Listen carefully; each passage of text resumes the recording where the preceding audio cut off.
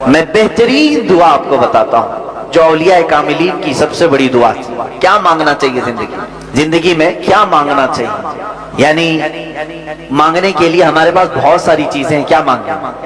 ہم اپنے لیے گاڑیاں مانگیں، گھوڑے مانگیں، اولاد مانگیں، بیویاں مانگیں، بچے مانگیں، پراپرٹی، جائیداد، بادشاہی کا تخت، کیا چیز مانگنا چاہیے؟ اولیاء کاملین جو چیز مانگتے تھے وہ سب سے بڑی دعا یہ ہے، وہ یوں کہتے تھے کہ اے اللہ تو میرا ہو جا، بس تجھ سے تجھی کو مانگ کر مانگ لی ساری کائنات، اللہ رب العزت جس کا ہو جائے پھر بچا کیا؟ تو دعا ہمیشہ یہ کرو کہ اے اللہ تو میرا ہو جا، یعنی تو مجھ سے راضی ہو جا۔ اللہ رب العزت جس بندے سے راضی ہو جائے اسی کے متعلق تو کہا ہے شاعر نے، خودی کو کر بلند اتنا کہ ہر تقدیر سے پہلے خدا بندے سے خود پوچھے بتا تیری رضا کیا ہے۔ یہ وہ لوگ ہیں جن کے متعلق اللہ رب العزت اپنے خزانہ رحمت کو کھول دیتا ہے۔ قرآن میں ہے لہم ما یشاؤون فیہا، یہ وہ بندے ہیں جو چاہ لیں اللہ ان کے لیے رکھا ہے، جو وہ چاہ لیں اللہ ان کے لیے رکھا ہے۔ وَلَدَيْنَا مزید، اور اللہ فرماتا ہمارے پاس اس سے بھی زیادہ ہے جتنا وہ چاہتے ہیں۔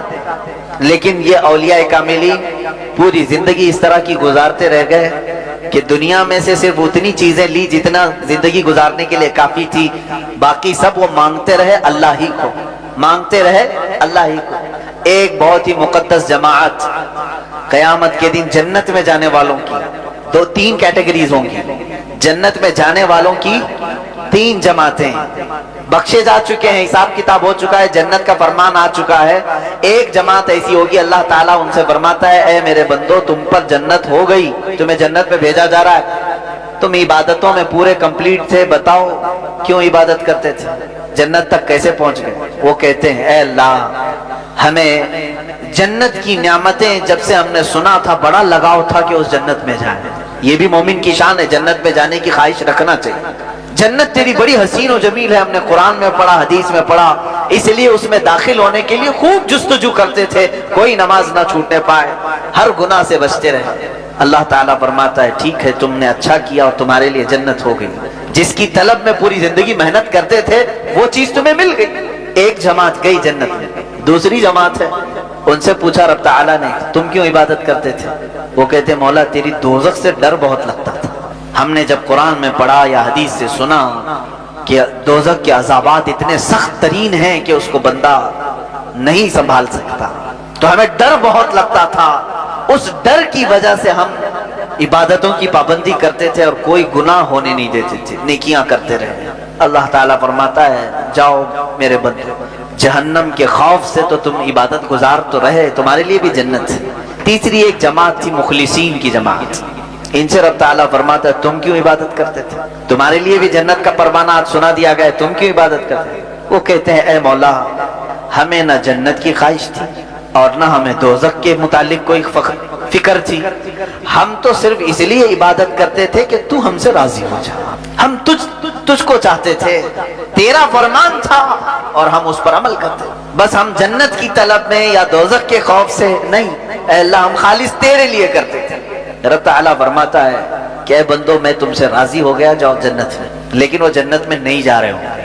ہائے کیسی جماعت ہوگی، جنت کا پروانہ سنا دیا گیا وہ جنت میں نہیں جا رہے ہیں، وہ کہیں گے اے مولا اگر ہم جنت میں چلے گئے تو دوسرے ہم کو تانا ماریں گے کہ تم بھی جنت کے لیے ہی عبادت کرتے تھے، بولے کچھ اور ہو۔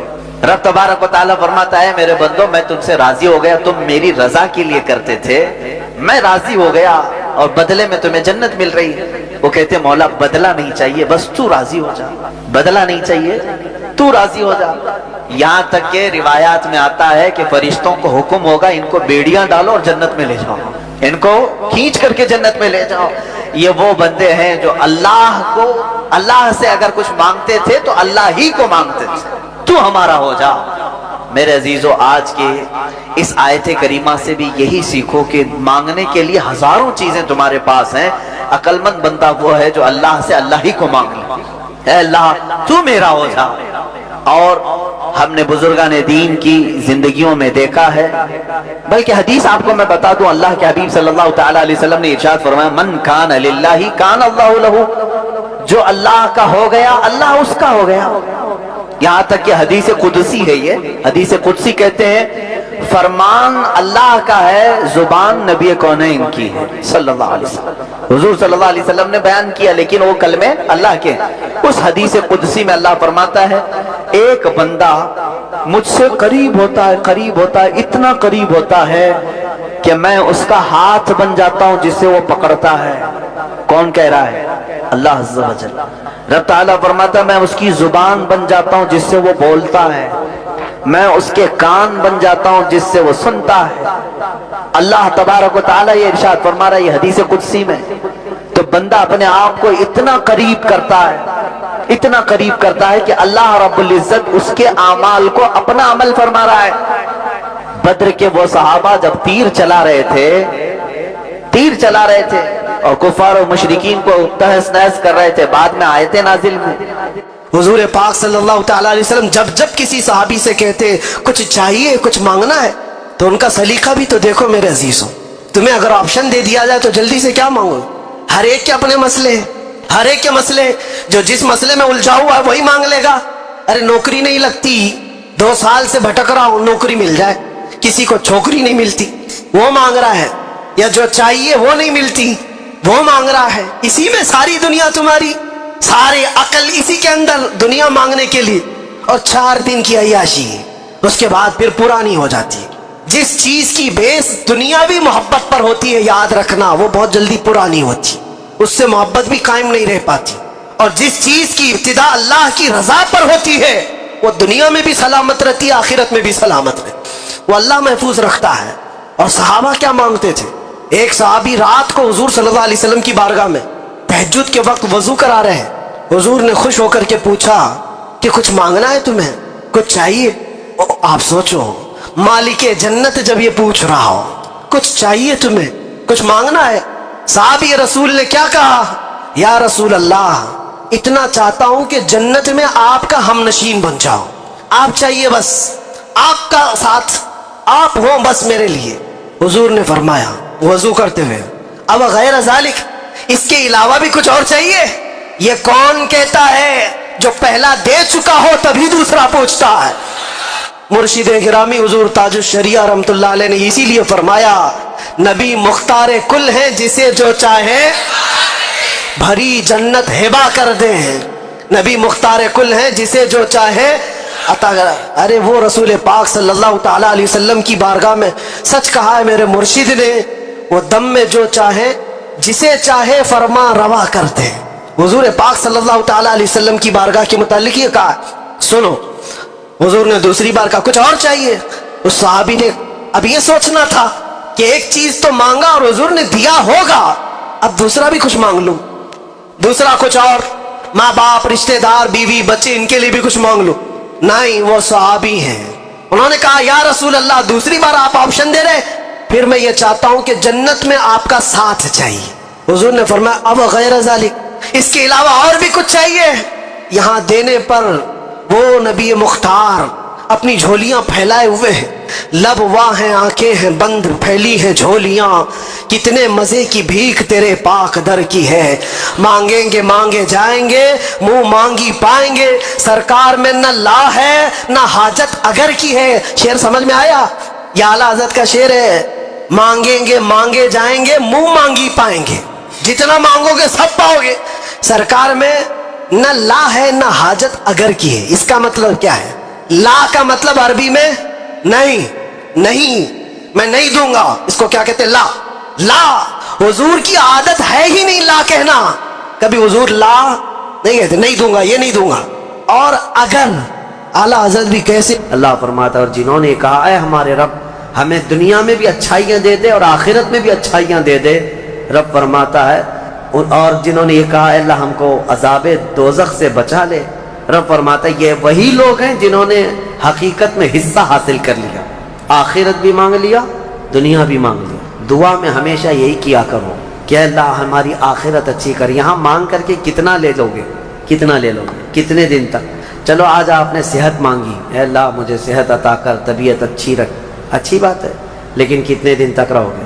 80 سال، 100 سال؟ 80 سال کے بعد جب بال سفید ہونے لگیں گے تب پھر تم یہ مانگو گے کہ اللہ پھر میرے بال کالے کر دے؟ پیٹھ جھکنے لگے گی تب یہ کہو گے کہ اللہ میری کمر سیدھی کر دے؟ دانت جھڑنے لگ جائیں گے، کہو گے پھر اے اللہ میرے دانت صحیح کر دے. نظام ہے کائنات کا، صحت کو جانا ہے تو جو جانے والی چیز ہے اس کو ہی ہم مانگ رہے ہیں. جو ہم سے رخصت ہونے والی چیز ہے وہی ہم مانگ رہے ہیں. اولاد مانگ رہے ہو، یہ بھی چھوٹنے والی چیز ہے، یہ ہم سے چھوٹنے والی چیز. ہر وہ چیز مانگتے ہیں ہم یہاں پر جو ہم سے رخصت ہونے والی ہے، اور جو ہمیشہ رہنے والی ہے وہ جنت ہے. اس کا سوال کیوں نہیں کرتے؟ اور ایک امام شیخ سعدی رحمۃ اللہ علیہ کی کتنی پیاری بات ہے، سنو. فرماتے ہیں موت سے بچنا ممکن ہے کسی کو؟ بتائیں کوئی بچ سکتا ہے؟ پاسبل ہے؟ موت سے بچنا کسی کے لیے بھی ممکن ہے؟ نہیں ہے. سب کو پتہ ہے، سب کو پتہ ہے امپاسبل. لیکن اس کے باوجود بھی بچنے کے لیے 1000 دوائیاں کھاتے ہیں. سب کو معلوم ہے کہ موت سے نہیں بچتے ہیں، لیکن اس کے باوجود بھی بچنے کے لیے ہم روز کچھ نہ کچھ کر رہے ہیں. ہم اپنے جسم کو صحیح کرتے ہیں یا بیماریوں کو صحیح کرنے کے لیے پیسہ بھی بہاتے ہیں، سب کچھ کرتے ہیں. ہمیں پتہ ہے کہ ہم نہیں بچ سکتے پھر بھی خرچہ کرتے ہیں.